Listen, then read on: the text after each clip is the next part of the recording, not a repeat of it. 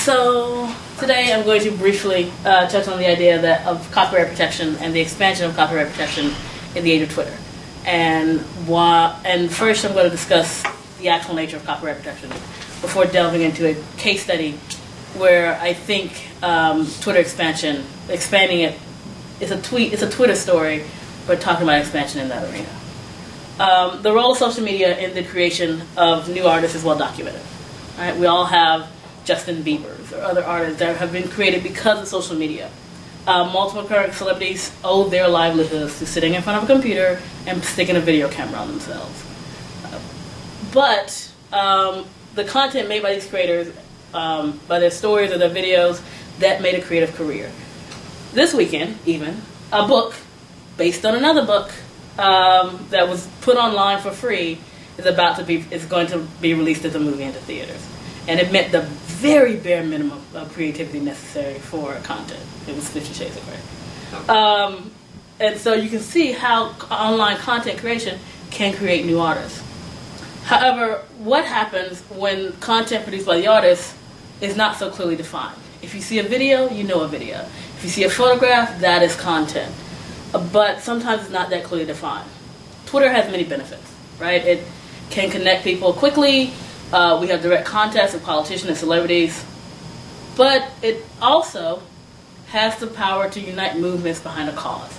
Black Lives Matter started as a result of Twitter. And so you can see all the power in Twitter. But it also has the ability for young content creators to reach a larger audience. This becomes an issue when it comes to their copyright protection. The problem arises when those tweeters may not be eligible for a copyright for their content. Many of those creators are young and people of color. A study by the Pew Institute actually found that compared to their white counterparts, young African American and Latino people use Twitter at a larger rate. And there's even a thing called Black Twitter and Latino Twitter, where a lot of these sort of movements and styles and words sort of originate. And so what happens when those content creators don't recognize the value of their own work? And I argue that contract would actually prove ineffective in this case, because a contract often has the ability to make the person in power maintain that power. And so whereas with copyright law, it's instantaneous. This is your work, this is your copyright. A contract law, someone who is an 18-year-old sitting behind their computer may not understand the nature of the contract, but they understand I own my work. And so that is why I argue that copyright law needs to be even applied to tweets immediate. So the courts need to look at this to determine whether or not copyright exists in that arena, particularly for the protection of young artists. First, I'm going to look at what qualifies as a copyright. The tension between determining what is able to receive a copyright and what is not has been a constant tug of war in the legal system. The right to a copyright is built directly into the Constitution. To promote the progress of science and useful arts by securing for a limited time the exclusive right to their respective writings and discoveries.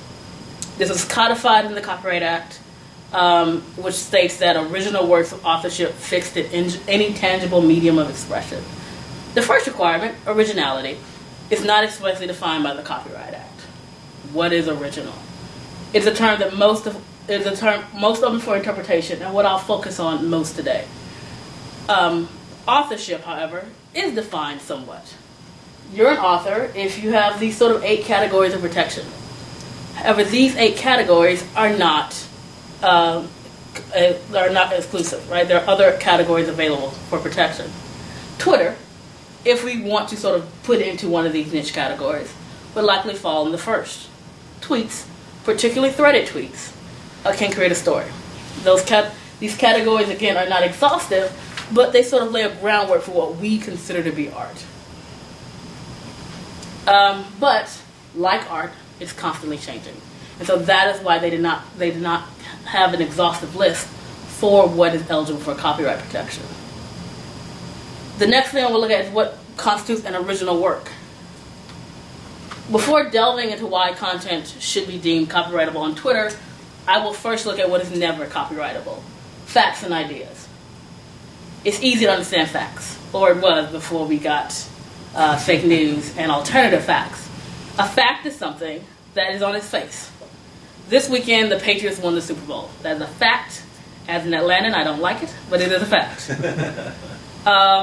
And so, determining what falls under the clause sometimes may be left up to the jurisdiction of the courts. The Constitution requires that a work have some originality for it to be eligible for a copyright. In the landmark case, Feist Publications v. Real Telephone, they cast a distinction between facts and expression of those facts. Only expression will qualify for the copyright protection.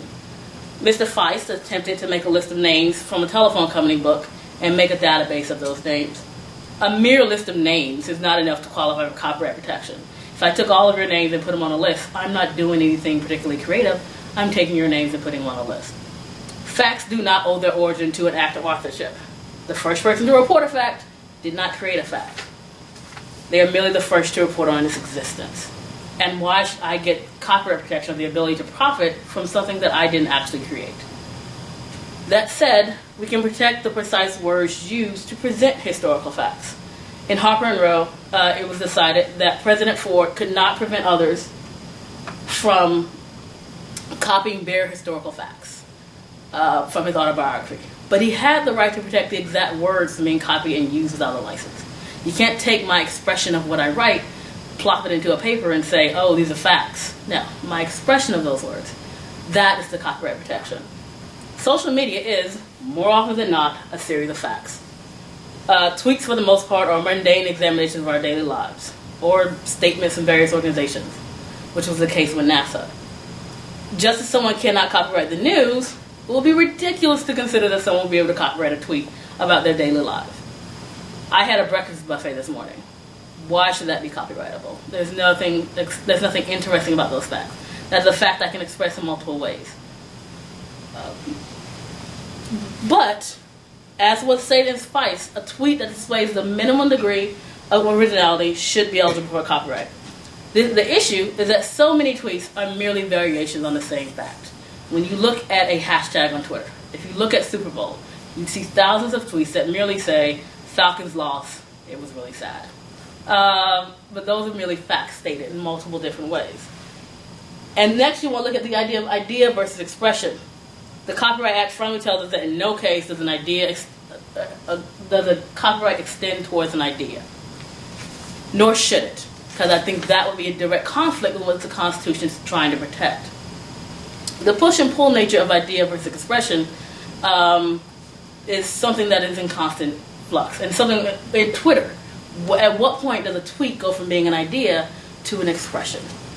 A boy discovers that he has great powers and must use these powers to defeat the ultimate evil. I just described Spider-Man, Harry Potter, and Star Wars. Right? That is an idea. The expression of that idea is what should be protected. Ideas aren't copyrightable because they would do exactly the opposite of what is expressed in the Constitution. It would hinder the promotion of the useful arts. If I'm constantly afraid that someone's going to steal my work or my idea, I won't come up with a new idea. And that is why they shouldn't be protected under the Constitution. Because copyright, by its very nature, can hinder free speech. The Second Circuit looked at a similar case in Williams v. Crichton. Mr. Williams had written a set of children's books dealing with the misadventures of a group of people trapped in a dinosaur zoo. And they needed to escape these dangerous dinosaurs. Years later, Michael Crichton published a little-known novel called Jurassic Park.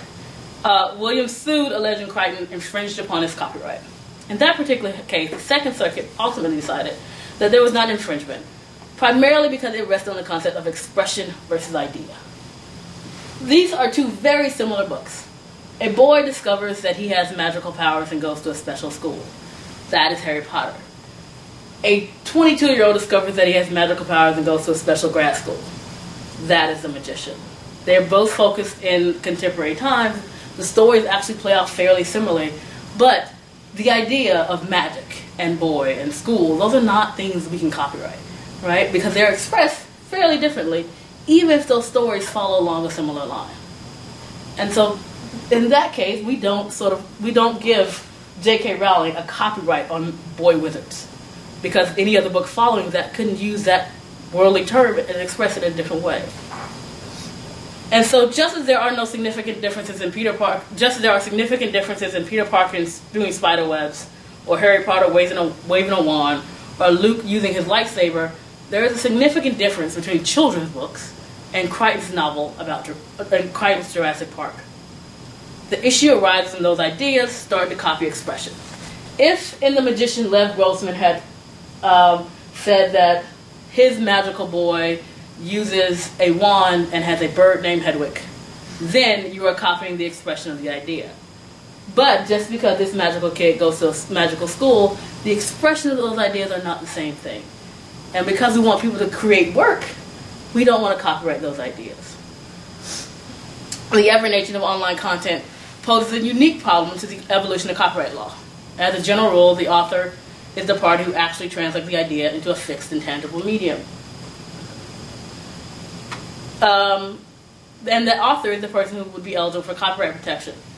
This protection provides authors the ability to distribute, utilize, and profit from their intellectual work.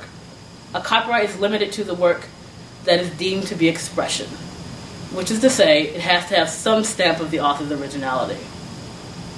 This is a tweet that may be considered copyrightable.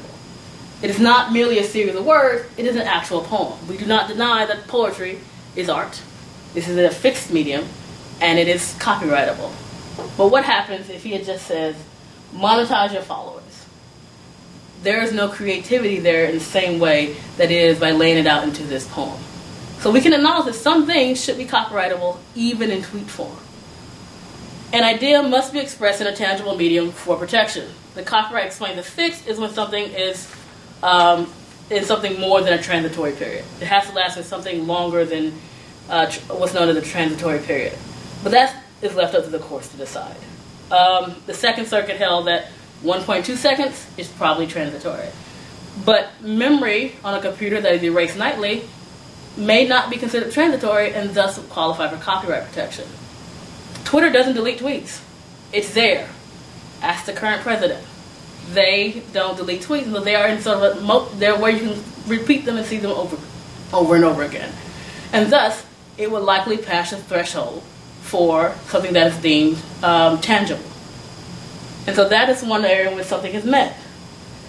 Twitter, in their terms of service, say that the company respects the intellectual property rights of everyone. However, Twitter cannot protect content that is not deemed copyrightable. If the content does not pass the test elements necessary for a work to be deemed copyrightable, then there are no protection. The what's yours is yours, you own your content, which is actually in Twitter's terms of service standard, it means nothing if your content does not muster the things necessary to be copyrighted. If Mr. Bilston's just tweeted, monetize your followers, that is not enough to satisfy the elements necessary for copyright. But because he put it in this form, which we can consider to be artwork, it is tweets last forever, so it is a tangible medium of expression, and it is creative and original to him, likely passes the standards necessary for copyright. Courts have held that common phrases are not copyrightable because they do not show the necessary amount of creativity. The length of a tweet is limited to 140 characters. Finding creativity in a short sentence may be difficult, but not impossible, as Mr. Bilston has shown. Twitter hashtags are merely a series of common phrases with a pound sign in front of them. The 140 character limit, however, does not completely deny one the ability to be creative. A haiku, for instance, would certainly be an expressed idea that has creativity and can be done in 140 characters or less, and is in a tangible medium. If you look at each idea as a tweet, then look at what happens when those tweets are combined. A treatment is a copyrightable artistic work. Now take that treatment, draft it in real time with 140 tweets, embellish the way you tell the story. Even if we acknowledge that some of these tweets are factual, the court already acknowledged in Harper and Row that while facts are not copyrightable, the manner in which they are told are. And this brings me to my example. In 2015, a young woman named Zola told a story in 140 tweets. That story concerned her night out in Florida with a fellow sex worker and all that ensued. The young woman had multiple tweets explaining her interactions with another woman that she was and their trip to Tampa, Florida. Zola's real name is Azia Wells, and the story played out like a treatment for a female remake of The Hangover. This is what we did, this is what happened, and she told it in a very sort of interesting way. And through a series of events and how these events were told, Zola crafted an unbelievable story. Ms. Wells vividly and creatively recounts the tale of a night that included attempted suicide, leaping from windows, murder, and ultimately female bonding. Rolling Stone interviewed Ms. Wells to determine if the story was factual. They said that while some of it was, some of it was also embellished. Those embellished elements were the creative work of Ms. Wells. The story, if Ms. Wells had told this story in another manner, it might not have been noticed. But she told it through Twitter, which is the medium of expression of people her age. It is why she was interviewed by Rolling Stone, and why, according to Variety magazine, the Rolling Stone article was optioned to be produced as a film by James Franco in 2016. That opens up another can of concerns. Professor Jeffrey Harrison has argued that copyright should be treated as contract law, thus creating a more rational system of understanding copyright. His argument that copyright law is on its face, similar to contract law, is valid. You make something as an agreement to the world. You say, I'm going to put this out there. You're not going to steal my work without telling me. It's an agreement that you make. So in some case, that may be a valid argument. However, I would argue that treating copyright as contract will ultimately lead to many of the trappings of contract law. Chief among them, the ability of those with power to undervalue the worth of those who lack it. This is particularly true when dealing with social media and those who lack the ability to fully control and understand their product. In the grand scheme of things, copyright law is a fairly even playing field. I create something, I own it. If it has artistic value and meets the necessary elements, I have a copyright law. I have a copyright immediately. Let's look at Ms. Wells' case. James Franco's film will actually be based on the Rolling Stone piece, not Ms. Wells' tweets. There is an argument to be made that Ms. Wells' account was news, so making the film based on a news story seems like fair game. The issue arises when even Rolling Stone acknowledged that some aspects of Zola's account were embellished for dramatic effect. If the film takes some of those embellishments used in her Twitter account, they're not taking the arguments from news story. They're taking the story, the creative elements from Ms. Wells created on Twitter. Those reproductions, if used, would be a infringement upon the copyright of Ms. Wells' creative expression. Ms. Wells, it seems, will likely only receive compensation as a contributor, not as a copyright holder on the film. According to an interview with BuzzFeed News, Ms. Wells' management, her mother, another sign that maybe Ms. Wells does not have the ability to get management in the same kind of way other companies do, said that she would be 100% involved in the project, but was not at liberty to discuss compensation.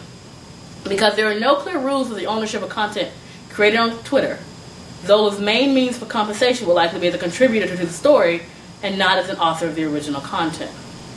There is an argument to be made that social media exists because of the need to share information, and that copyright law should be loosened to accommodate that sharing. But the courts have even said that is not always a valid argument. Judge Alton Nathan in the Northern District of New York found in Agents v. Morrell that while retweeting a photograph would not constitute copyright infringement, if that photograph is taken by news agencies and distributed for profit, that would constitute copyright infringement. Posting on Twitter may grant the right to rebroadcast material in the form of a retweet, but it does not grant anyone the right to reproduce that material for creative purposes. Retelling Mrs. Wells' story, using the creative elements that she used in the story that may not have been true, is not rebroadcasting. You're not retweeting her story. You're taking her story and creating an entirely new product. Young content creators should not lose the ability to profit from their work simply because the way they're expressing that work have changed. Photographs, while not always copyrightable, are inherently more likely to have the elements necessary for copyright protection. The photographer took the photograph, he made decisions in lighting and framing to show creativity. The result of that creativity is in a fixed medium. While it is admittedly more difficult to prove that a tweet is eligible for copyright, once the expression of the idea is there, that content creators should be able to receive the immediate protection that was afforded to the photographer in Agants v. Pressy. If I allow a magazine to publish a short story, I hold the copyright to that story. Publishing a story through a series of tweets does not stop me from being the content creator. Each tweet is the building block of that story. The nature of the content creation has changed. The courts, as is often the case, have not dealt with this issue yet. My fear is that until they do, many content creators will not be able to have full control of their work. And that is my recommendation. Any questions? Thank you.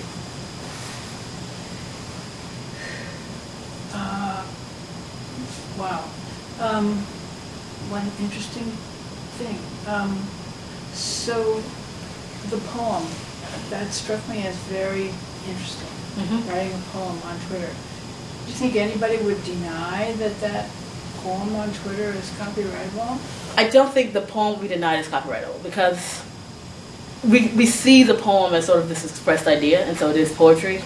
I think more often, in that particular case, we'll say it's fixed, and there are creative elements there. So I think the poem itself is, most people say that poem will likely be copyrightable. Her story, which is a series of 140 tweets, is a little bit different. Yeah. So I think that is sort of where the dynamic's a little bit different. But I think the poem would likely qualify the copyright. And that author actually signed a book deal of poetry as a result of the rent. And he's not a poet. He just, as a joke, made poems on Twitter. And he eventually signed a book deal as a result of those poems he created. So you wouldn't deny that the underlying idea for the story in this woman's long series of Twitters is not copyrightable? No, because some of what she was telling was the truth. I would say that the embellishments within the story, the way she told the story and the expression of the story, like she used very specific words, very sort of specific way of expressing the history of the story, and I think that becomes copyrightable. The expression of that idea, how she worded it, how it's presented, I think that is a copyrightable element. But like, say, y'all want to hear a story about me and how we fell out. That's not copyrightable. Unless you pair it with everything else that comes after it. Then it becomes a short story.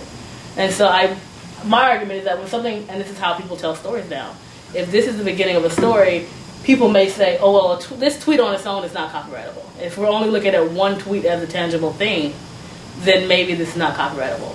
But if you look at them as a whole, then that becomes copyrightable.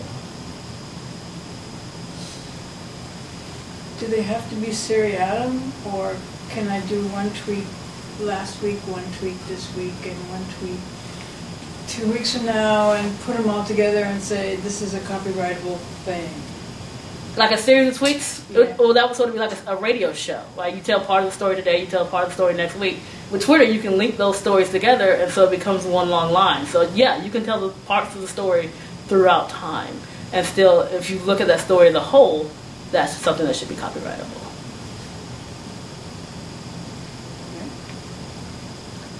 On this case, it's I can't read, Azia King? Her name is Azia King, yes. Azia King, but evidently it's also her bleep friend. Her friend is, she called her something. So take it out. So it's her bleep friend. Now, what are the implications of the involvement of that other, perhaps real figure in the story and their ownership over the copyright, if it's a blend of fact and fiction? The real friend, actually, she right now is sort of suing Zola for not defamation because parts of it are, Zola is claiming parts of it are real. So that becomes another issue. If Zola's saying parts of this are real and you took me to Florida and somebody killed himself, and so that becomes another whole issue in defamation. Like, is what Zola's saying true? And if she's acknowledging that some of it's not true, does this become a defamation issue? And so the copyright angle is just the tip of the iceberg. Yeah, the story has many different. I didn't even touch the defamation issue that is at play. But yes, the friend is suing for defamation of what happened. So do you think the Copyright Act should be amended to specifically address copyrightability of tweets? And if that's where you're going, what would that do to retweets? Would retweets automatically be fair use? Well, the courts of in one particular case, the courts have already said that retweets, by putting something on Twitter, you acknowledge that a retweet is something that may happen, right? That's just part of being on Twitter.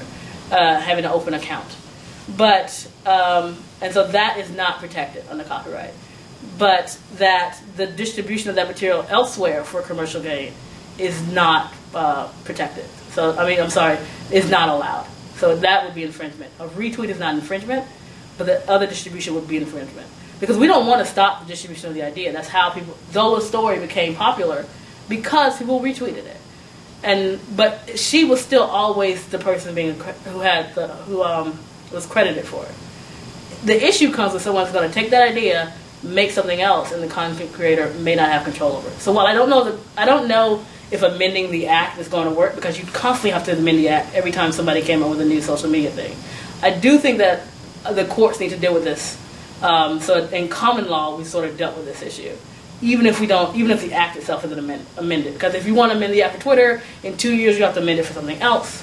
I see you don't need to amend the act because this to me is a story, right? And so it already falls under the act in one expression. But it needs to be established that, yes, this is considered a story for the purposes of the act.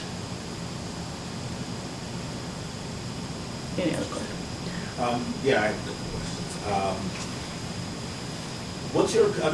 I hear a lot about copyright law and how far behind it is. Mm-hmm. Far behind technology, far behind where we are as a country. You couldn't really expect it to keep up with this, could you? No. But I think that if the courts actually, the DCMA, they try to keep up with it through that. But because we create content so quickly and we release the content so quickly, they are not going to be able to keep up with it. And new ways of releasing content is very quick. And so I don't think the courts can keep up with. I don't think the act can keep up with this. So it's a statutory issue. I don't think that Congress. Yeah, this. they're not going. I don't think as far as Congress and the statute is going to keep up with it. But I think that at some point the court needs to address it, particularly when dealing with. This is mainly about text tweets, not photographs, because that's a much more tangible expression. We acknowledge that a photograph is a piece of art. It's much more difficult when it becomes Twitter and we're sort of dealing with these stories. And so I would hope that the courts will deal with it. I don't know if Zola is going to be the case that does it, but I doubt it. She wants James Franco to give her money. But it may be dealt with in some other fashion or some other way. Any other questions? Is this sort of, talk to me about the future of what you would do in terms of research around this issue, in terms of what types of exploration you're doing. Was this the focus? What kind of question are you trying to answer? I would most want to look at how particularly young people are affected by the lack of control of their work through Twitter. Because that's what they do. That's all they know as far as releasing their product. And if they don't realize that by releasing their product this way, they're losing control over it. The idea that you are still the copyright holder, even if you don't know it. And so most of my research sort of focus on, one, people who have continued to maintain control, and those who haven't, and how it has affected them. I recently spoke with someone. She is her name is Akila. She is a pretty popular YouTube artist. Her work is constantly stolen by BuzzFeed. They get some new actors, they put it on, and she sort of has had a hard time keeping control of her work because of that reason. So I'd want to interview content creators who have been affected by this issue and how it has affected their work. When BuzzFeed will go viral on something that she created. And so I want to talk more to actual content creators and see what they sort of expect from how this has impacted them in some kind of way. So like the frontiers Mm-hmm. of this issue. Yeah. Any other questions? So how does BuzzFeed stop, keep from getting sued? I do. They will take. You could say that they take ideas. Sometimes they take actual scenes. One thing they did recently was that a girl made a video about if her period were human. 6 months later, BuzzFeed made the exact same video of someone saying if my period was human as sort of a joke. They'll take out maybe one or two elements, but the same joke is there. Like it's basically the same thing another content creator has made. And so I don't know why BuzzFeed keeps sort of. I don't want to talk about on BuzzFeed because those are employees who are making not a lot of money and they need to come up with content immediately. And so they may also be suffering because of the speed of which you have to put out content. But they will put out content they got from somewhere else and put their name on it and it'll go viral. So I'd want to look into that arena as well. the exploitation of people because of social media. Because social media is great, right? People become famous, they get careers. Akila makes $40,000 a month just sitting in her room making videos. But she also recognizes the fact that some of her content is taken. And so what does that mean for her? Because her content that she created is sort of taken away from her. A lot of open questions. Yep, there's a lot. And it's going to change. Like, something's going to replace Twitter. Well, considering what happened with net neutrality, something may not replace Twitter. It may just become the dominant thing in the media, and nothing new can pop up. But I imagine at some point it's going to change. And so how each of these social media sites changes and how content is sort of copyright issues as they change, it's going to constantly be in the media. And so I imagine in a year I won't be talking about Twitter. I'm going to be thinking about something else. But I'm going to start with Twitter. Thank you. Thank you. Thank you very much. Thank you.